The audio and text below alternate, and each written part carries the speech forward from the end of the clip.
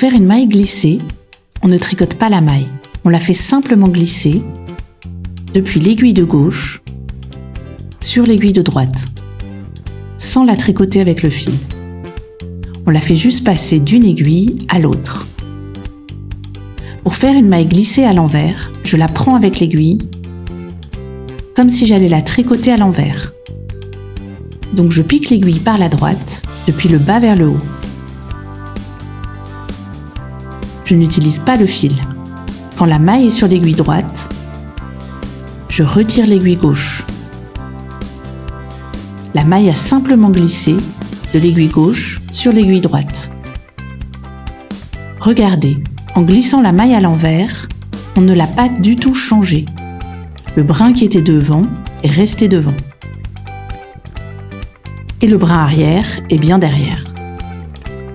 En passant d'une aiguille à l'autre, on n'a pas changé le sens de la maille. Il y a deux manières de glisser la maille à l'envers. La première manière est avec le fil derrière l'aiguille. Je vous remontre avec le fil derrière. Je la prends comme pour la tricoter à l'envers et je la fais passer sur l'aiguille droite.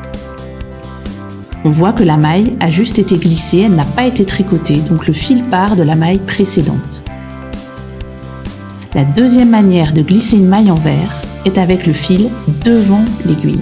Dans ce cas, mon fil doit être devant l'aiguille, avant de glisser la maille à l'envers.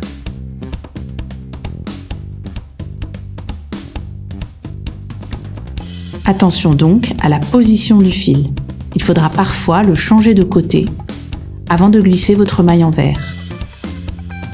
Cela dépendra de la manière dont la maille précédente a été tricotée. Pour une maille glissée à l'envers avec le fil devant, il faudra repasser le fil devant l'aiguille, s'il était de l'autre côté, avant de glisser la maille à l'envers.